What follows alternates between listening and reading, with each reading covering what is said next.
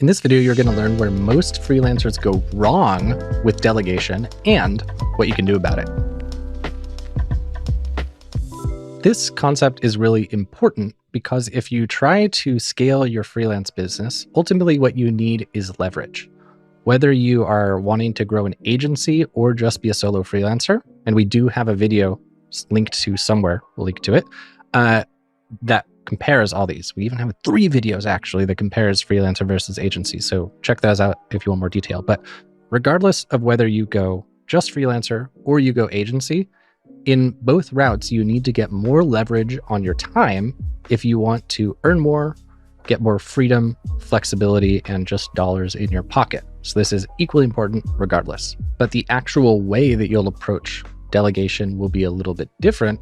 And that leads us to today's video, which is the big mistake I see. So I notice when most freelancers try to delegate stuff, they do it what I would consider to be the wrong way, which is that they try to delegate the secret sauce. They try to delegate like the bulk of the project fulfillment, which is typically the hardest thing to delegate.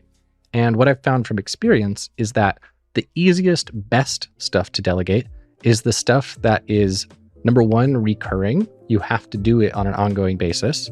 And then number 2, very importantly, done pretty much the same way every time.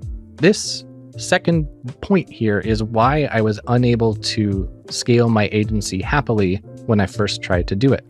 Every project was different and I was trying to delegate fulfillment. So what it meant is that I couldn't really create SOPs for how to do a good job on the project because sometimes the SOP is like, all right, step 1, make a pretty design. Step 2, code up a good website. 2-step SOP. But each of those steps has such a high degree of variability that I couldn't actually quantify really detailed what goes into them, which meant that the quality of the work that a team member could do would also be variable.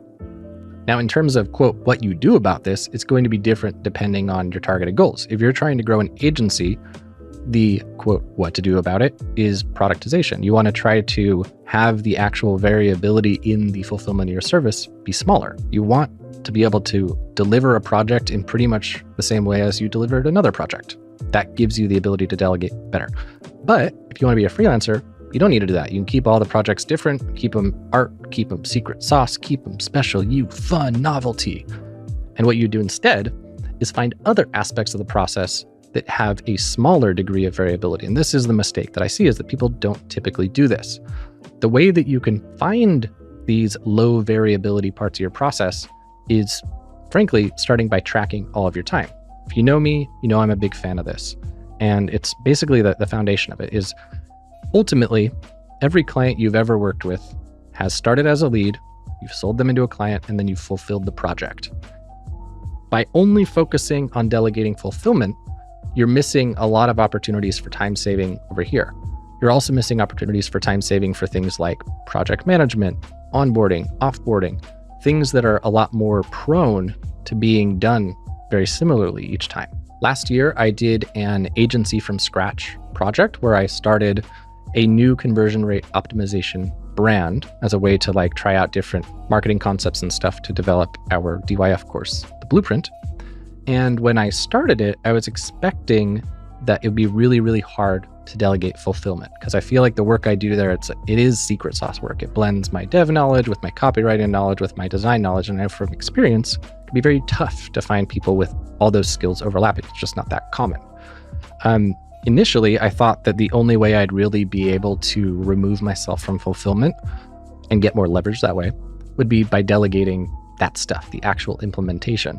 But thanks to the fact that I track all of my time, I've come to find that a very sizable percentage of the time I actually spend working, quote, in this business comes down to things that are pretty standardized. Like a lot of my time, for example, comes down to polling metrics. I go find out how many views did the opt-in form get? How many views did the website get? How many opt-ins did we get? And copy and paste a bunch of numbers and find the formulas to see how everything actually went. And it's boring. It's boring because it's the same every time. I have ADHD and I've always struggled with doing, quote, boring work. But as I've grown more as a business person, I've started to maybe possibly see it as a little bit of a superpower because I've found if work is boring, it's because it's the same every time for my specific brain. I get bored because it's no longer like a discovery process. It's just an execution process. I don't like executing. I like discovering. So I've come to see that feeling of boredom with my work as a sign, oh, maybe I could start delegating this. If something feels boring, it's probably delegatable because it means I'm simply executing a subconscious SOP that I haven't actually documented yet. And by tracking the time and seeing that like probably about 40%, I'd have to check Toggle, but probably about 40% of my time with my conversion rate optimization business is pulling metrics. We're doing other data-driven stuff, and very little of my time is actual ideation. But the only thing that's really secret sauce is the ideation. It's the deciding what needs to be tested that really needs my overlap of skills. The actual implementation of the test and the pulling of the reports to find out how the test went, that doesn't really need secret sauce. That's like a zoomed in specific skill. And I have a couple examples I'll share in a minute. But for now, I want you to take a moment, like maybe pause the video, take a moment and think, what's the secret sauce that I do? What's the high variability stuff that I do?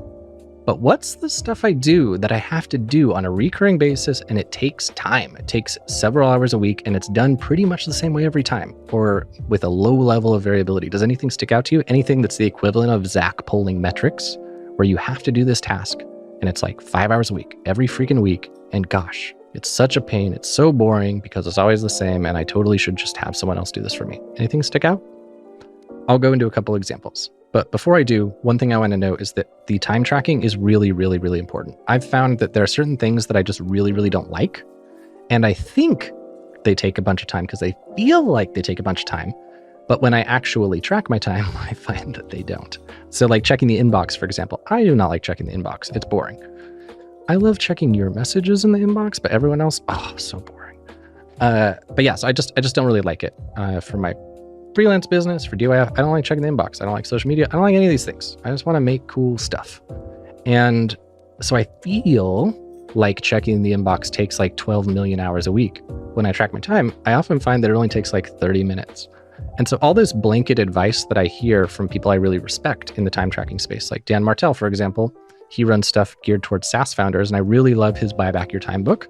And in it, he's a big advocate for how your first hire should be an executive assistant to manage your email and your calendar. Bad advice for a freelancer, because your email and your calendar probably doesn't take you a lot of time and probably is actually quite difficult to manage. And by trying to follow prescriptive advice like that, you're going to find that you're not actually saving time and it's a lot of hassle. But if you start with this holistic view where you're actually tracking and you're looking for low variability, you can like be hyper targeted about what things to delegate first. So quick note, originally I was going to put all of this educational stuff you just watched in the same video as all of the examples, but I was looking over the time and it's like, oh, this is kind of a long video. YouTube videos aren't supposed to be such long videos.